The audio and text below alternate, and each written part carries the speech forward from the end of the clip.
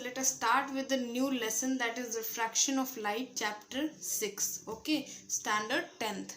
तो यहाँ पे हम पढ़ने वाले हैं refraction of light, refractive index, laws of refraction और डिस्पर्शन ऑफ लाइट.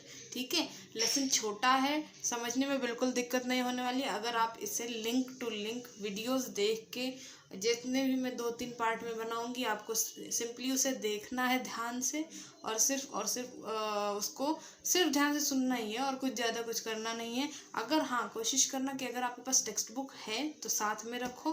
फिलहाल मैं यहाँ पे दिखा रही हूँ, पर जैसे कि मे भी हो सकता है यहाँ पे कैमरा के प्रॉब्लम की वजह से मे भी आप कुछ चीज़ें ना दिख पाएँ, इसलिए आप टेक्स्ट बुक साथ में रखो, बट एक्सप्लेनेशन पूरा सुनो, बिकॉज एक्सप्लेनेशन सुनोगे नहीं तब तक आपको समझ में नहीं आएगा, राइट. तो यहाँ पे हम स्टार्ट करेंगे रिफ्रैक्शन ऑफ लाइट से. ठीक है, सो यहाँ पे ऊपर तो यही सब लिखा रहता है कि आपने पिछले क्लास में क्या क्या पढ़ा था, क्या क्या नहीं पढ़ा था, और हम यहाँ पे क्या क्या पढ़ने वाले हैं. तो हम डायरेक्टली मेन टॉपिक से शुरू करते हैं, जो कि है रिफ्रैक्शन ऑफ लाइट. ठीक है, बट यहाँ पे एक एक्टिविटी दी हुई है, जैसा कि आप देख सकते हो. एक्टिविटी मैं रीड नहीं करूँगी, बट आपको रीड करना है और ट्राई भी करना है. ठीक है, सो अभी हम यहाँ पे स्टार्ट करेंगे. In both the above activities, यानी कि जो ऊपर एक्टिविटीज़ दी हुई हैं, in both of the above activities the observed effect are created due to change in direction of light while coming out of water. ठीक है, light changes its direction when going from one transparent medium to another transparent medium. This is called as the refraction of light. और ये बहुत ही important definition है जो 2 mark के लिए आपके बोर्ड एग्जाम में पूछी जा सकती है, इसलिए इसे याद करना बहुत ज़रूरी है. ठीक है, सो यहाँ पे फर्स्ट ऑफ ऑल एक बार मैं इसे फिर से रीड करना चाहूँगी ताकि आपको एक बार रिवाइज हो जाए. Light changes its direction when going from one transparent medium to another transparent medium is called as refraction of light. अभी यहाँ पे इसका मतलब क्या है? इसका मतलब है कि जैसे कोई भी ट्रांसपेरेंट चीज़ आपके सामने रखी हुई है, भले ही वो क्यूबिक फॉर्म में हो, भले ही वो नॉर्मल ग्लास फॉर्म में हो, या भले ही वो स्क्वायर फॉर्म में हो, या किसी भी एंगल में हो, वो अगर ट्रांसपेरेंट है, यानी कि आप उसे एक पार से दूसरे पार देख पा रहे हो, तो उससे अगर आप कोई लाइट पास करते हो तो उसे हम रिफ्रैक्शन ऑफ लाइट कहते हैं. ठीक है, यही इतना इसका मतलब है. और इसके बाद आप इसे फिर से देख लो, पढ़ लो. अगर नहीं समझ में आया है प्लीज़ कमेंट बॉक्स में बताओ, मैं इसे फिर से आपको एक्सप्लेन करके नया वीडियो अपलोड कर दूंगी. बट बिल्कुल भी ये नहीं होना है कि लाइक इस वीडियो में कुछ नहीं है तो आप उसे पूछोगे नहीं, ऐसा बिल्कुल ज़रूरी नहीं है. ठीक है, और इसके बाद हम इसके बाद देखेंगे एक्टिविटी 3 है. यहाँ पे देख सकते हो आप, यहाँ पे जैसे कि ये है एक्टिविटी 3. आपको इसे रीड करना है और मैं आगे कंटिन्यू करती हूँ. ठीक है, सो अभी यहाँ पे जैसे कि मैं एक टाइम पे दोनों पेज नहीं शो कर सकती हूँ, तो आपको यहाँ पे टेक्स्ट बुक खोल के रखनी है, और या फिर आप वीडियो में बार बार जाके आपको देखना पड़ेगा, या फिर और एक ऑप्शन है कि आप उसका स्क्रीनशॉट ले लो और यहाँ पे देखते रहो. ठीक है, तो सबसे पहले है यहाँ पे the first refraction occurs when light रे enters the glass from air at n on the side PQ. यानी कि ये वैसे आप अगर इसे देखो तो ऐसे टाइप के जो एक्सपेरिमेंट्स होते हैं वो आपके साइंस लैब में करवाए जाते हैं. ठीक है, अगर नहीं करवाए गए होंगे तो पक्का आपको 11th एंड 12th स्टैंडर्ड में ये चीज़ें करवाई जाएंगी, क्योंकि मैं ऑलरेडी साइंस मैंने किया हुआ है, तो मुझे पता है कि इस टाइप के फिज़िक्स में साइंस लैब में ये सारे एक्सपेरिमेंट इस टाइप के करवाए जाते हैं और इससे रिलेटेड कई चीज़ें. ठीक है, तो आप यहाँ पे देख सकते हो कि यहाँ पे n जो है इस पॉइंट से ये एक ग्लास है. ठीक है, और इससे रे पास की जा रही है, और सेकेंड रिफ्रैक्शन ऑफ इस पे रे देखो यहाँ पे ऐसे सीधी पास की जा रही है, फिर यहाँ पे टेढ़ी होके यहाँ पे सीधा दिख रहा है. ठीक है, यानी कि फिर से यहाँ पे सीधी निकल रही है, बस थोड़ा टेढ़ा जाके सीधी निकल रही है.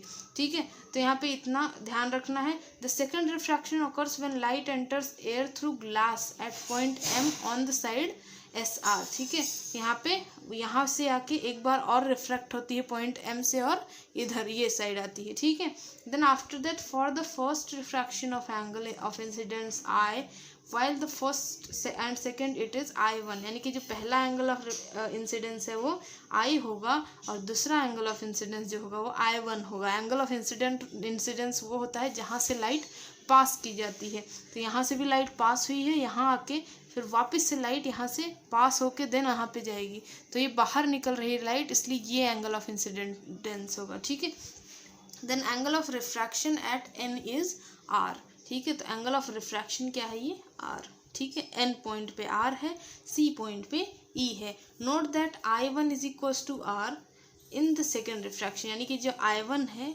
ये आर के बराबर है, बिकॉज यहाँ से इसी एंगल से लाइट यहाँ पे जा रही है और इसी एंगल पे से रिफ्रैक्ट हो रही है, इसीलिए ये और ये जो एंगल है ये वर्टिकली अपोजिट एंगल यानी कि सेम ही होगा। The angle of refraction of E is equals to I.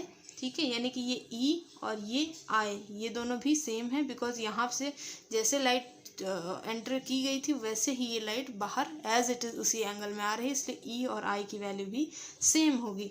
On the both parallel sides P Q and R S of the glass slab the change in direction of light रे is equal but in opposite direction, यानी कि ये जो P Q और R S हैं ये दोनों same हैं बट अपोजिट डायरेक्शन में हैं। ठीक है, यानी कि दोनों का जो डिस्टेंस है वो सेम है, बस वो दोनों अपोजिट डायरेक्शंस में है।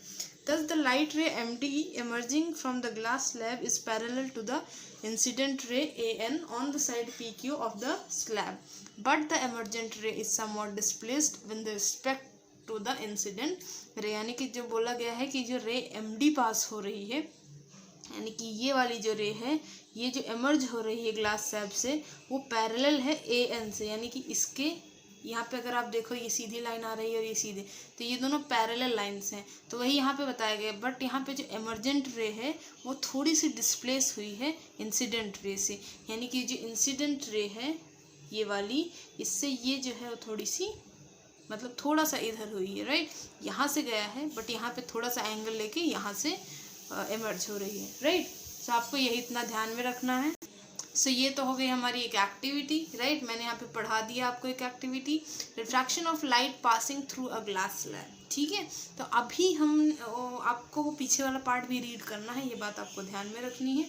ये वो इसी से रिलेटेड है, यानी कि इसी वाले जो एक्टिविटी है यही इसी से रिलेटेड स्टार्टिंग पार्ट है वो उसका, तो वो उतना मैं मतलब इम्पॉर्टेंट वो बहुत ज़्यादा है बिकॉज स्टार्टिंग इम्पॉर्टेंट होती है, बट फॉर एक्सप्लेनेशन बेसिस मैंने जो मेन चीज़ें थी वो आपको एक्सप्लेन कर दी है। ठीक है, सो अभी आगे हम चलते हैं लॉज ऑफ रिफ्रैक्शन की तरफ।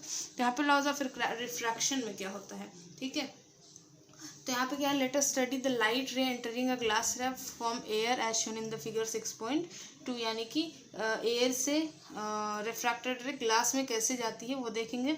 Incident ray and refracted ray at the point of incidence are not opposite sides normal to the surface of the slab at the point that is CD। ठीक है, तो यहाँ पे ये जो CD है यहाँ से लाइट एंटर की मतलब एंटर हो रही है लाइट, और इसके बाद क्या हो रहा है एन पॉइंट पे एंटर हो रही C और D के थ्रू, फिर 3 incident ray, refracted ray and normal are in the same plane, यानी कि इंसिडेंट रे, रिफ्रैक्टेड रे और नॉर्मल जो है वो एक ही प्लेन में है। ठीक है, यहाँ से इंसिडेंट हो रही है, यहाँ पे रिफ्रैक्ट हो रही है और ये नॉर्मल प्लेन है। ठीक है, for a given pair of media here air and glass the ratio of sine I to sine R is constant, यानी कि ये साइन आई और ये साइन आर जो है ये कांस्टेंट है, यानी कि जिस एंगल पे ये है उसी एंगल पे ये मुड़ा हुआ है, तो ये कांस्टेंट है। सो यहाँ पे क्या बोला है, here I is the angle of incidence and R is the angle of refraction, ये तो हमें पता ही है। ठीक है, so अभी हम देखते हैं आगे रिफ्रैक्टिव इंडेक्स क्या होता है। ठीक है, सो ये भी एक बहुत इंपॉर्टेंट रोल प्ले करता है रिफ्रैक्टिव इंडेक्स। ठीक है, तो देखते हैं the change in the direction of light रे while entering different media is different. ठीक है, यानी कि जब एक लाइट रे जो है एक अलग मीडिया से अलग मीडिया में जब जाती है तो उसका रिफ्रैक्शन जो डायरेक्शन होता है वो बदल जाता है, यानी कि अगर एयर टू ग्लास जाती है, एयर टू वाटर जाती है, या किसी भी चीज़ में जाती है, अगर एयर से या किसी और चीज़ से, जैसे कि हम अगर वाटर से लाइट एयर में जब पास करते हैं तो सब में डिस्टेंस उसका जो है वो बदल जाता है। ठीक है, then after that the value of it is the related to the refractive index of the medium, refractive index के थ्रू रिफ्रैक्ट होती है ना लाइट, इसीलिए the value of the refractive index is different for different media and also for light of different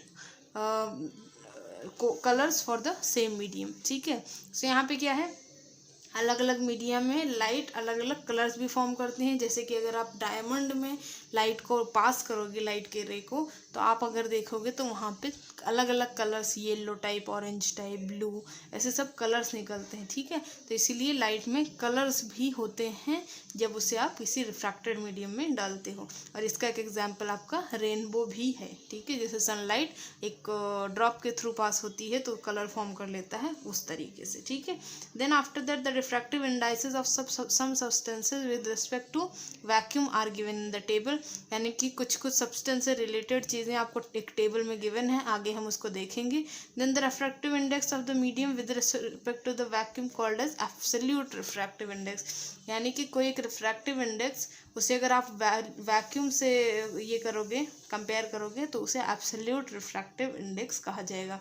refractive index depends on the velocity of light in the medium. ठीक है, refractive index किस पे depend करता है? Velocity of light पे। और ये sentence important है, यहाँ पे मैं आपको IMP भी लिख देती हूँ। ठीक है, सो यहाँ पे ये एक फॉर्मूला गिवन है, आपको ये पढ़ना बहुत ज़रूरी है और ये यूज़ भी होने वाला है। इसे हम बोलते हैं सेकेंड लॉ ऑफ स्नेल्स, यानी कि स्नेल्स सेकेंड लॉ। ठीक है, तो यहाँ पे sin I upon sin R equals to constant यानी कि n। तो n is called the refractive index second medium with respect to the first medium. Second medium से पहले मीडियम, यानी कि ये मीडियम एयर मीडियम से ग्लास मीडियम, ऐसे दो मीडियम्स होते हैं ना, तो इसलिए second with respect to first. ठीक है, इस हिसाब से। तो the second law is also called as Snell's law. रे incident along the normal I is equals to 0 goes forward in the same direction R is equals to 0। यानी कि जब I अगर यहाँ पे 0 है इंसिडेंट रे, तो आगे जाके रिफ्रैक्टेड रे भी 0 ही होगा, यानी कि सिमिलर होगा, कांस्टेंट होगा। ठीक है, आगे देखते हैं।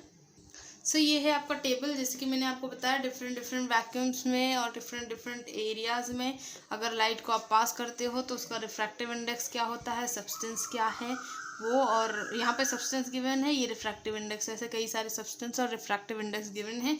यहाँ पे कुछ मेन है जिनको आपको याद रखना है, जैसे एयर है, आइस है, वाटर है, देन आफ्टर दैट डायमंड है, देन रॉक सॉल्ट है। ऐसी कुछ चीज़ें मेनली हैं जो आपको याद रखनी है। वैसे आप सब याद रखो तो ये पॉजिटिव पॉइंट हो जाएगा आपके लिए। ठीक है, absolute refractive indices of some media, यानी कि ये सब गिवन है। ठीक है, इसके बाद एक और हम देख लेते हैं। यहाँ पे जैसे आप देख सकते हो, ये एक आपको गिवन है। यहाँ पे क्या है, मीडियम 1 एयर है, मीडियम 2 ग्लास है। यहाँ पे यूजुअली यही दो चीज़ें ली गई हैं। आगे आप रेनबो के बारे में भी पढ़ोगे। ठीक है, let the velocity of light of the medium 1 be v1 and medium 2 be v2, यानी कि यहाँ पे वेलोसिटी ली गई है। ठीक है, so the refractive index of the second medium with respect to the first medium n1 is equals to ratio of velocity of light medium 1 to the medium 2। अभी आप देखोगे यहाँ पे वेलोसिटी ली गई है, इसलिए इसको v1 और v2 मीडियम 1 मीडियम 2 में किया गया है। ठीक है, तो यहाँ पे भी एक नया फॉर्मूला डिराइव होता है जो कि है रिफ्रैक्टिव इंडेक्स 2n1, यानी कि second medium with respect to first medium, इसलिए इसे 2n1 लिखा जाता है, ध्यान रखना है। और फॉर्मूला यही होगा v1 अपॉन v2, बट यहाँ पे 2n1 होना चाहिए, 1 and 2 नहीं लिख सकते हो। ठीक है, 1 and 2 के लिए फॉर्मूला बदल जाता है। ठीक है, लाइक ये देखो 1 and 2 यहाँ पे लिखा है तो फॉर्मूला उल्टा हो जाएगा, यानी कि v2 अपॉन v1 हो जाएगा। बट अगर आप 2 and 1 लिख रहे हो तो v1 अपॉन v2। इन चीज़ों का, ये सब बहुत सीधी चीज़ें हैं, आप इसे याद रखोगे ना तो कोई प्रॉब्लम नहीं आने वाली। बट अगर आप इसे भूल जाते हो ना तो पूरा सम भी रॉन्ग हो सकता है एक लेवल पे, तो इसलिए थोड़ा सा ध्यान लगाने की ज़रूरत है, डरने की ज़रूरत नहीं है। ठीक है, then after that similarly the refractive index of the medium 1 with respect to the medium 2 is, ये देखो यहाँ पे medium 1 with respect to medium 2 कहा जाता है तो 1 and 2, but medium 2 with respect to medium 1 कहा जाता है, इसलिए इसको हम 1 and 2 लिखते हैं। ठीक है, सॉरी 2 and 1 लिखेंगे। देन आफ्टर दैट यहाँ पे आप 1 and 2 का फॉर्मूला देख सकते हो, उल्टा है। If the first medium is a vacuum then refractive index of medium 2 is called as the absolute refractive index and is written as n। हमने यहाँ पे पढ़ा था अभी लास्ट वाले पेज पे, राइट। सो यहाँ पे अभी फ़िलहाल के लिए यहाँ पे कैन यू टेल भी लिखा है, अगर आप देख सकते हो तो आप यहाँ पे अगर आप देखो तो यहाँ पे कुछ क्वेश्चंस पूछे गए हैं, आप इसका क्वेश्चन का आंसर आप फाइंड आउट करो। और मिलते हैं अगले वीडियो में। अगले वीडियो में हम पढ़ेंगे refraction of light in different media, यानी कि अलग अलग मीडिया में अलग अलग रिफ्रैक्शन कैसे होता है लाइट्स का, ठीक है। तो अभी ये वीडियो के लिए इतना ही, और मे भी हम 2-3 पार्ट्स में इस लेसन को ख़त्म कर देंगे, बिकॉज ये लेसन छोटा है। आपको ध्यान देने की ज़रूरत है, ध्यान देके पढ़ोगे बिल्कुल प्रॉब्लम नहीं आएगी। अगर वीडियो पसंद आता हो तो प्लीज़ वीडियो को लाइक करो, शेयर करो, फैमिली एंड फ्रेंड्स के साथ शेयर करना मत भूलो, रिलेटिव्स को भेजो, जो 10th से रिलेटेड है, जो भी पर्सन आपके आसपास उसे भेजो, और प्लीज़ वीडियो को लाइक करो, ठीक है। और चैनल को सब्सक्राइब करना बिल्कुल मत भूलो। बेल आइकन प्रेस करोगे तो आपको टाइम टू टाइम नोटिफिकेशन मिलता रहेगा, इसलिए बेल आइकन भी प्रेस करो। Thank you.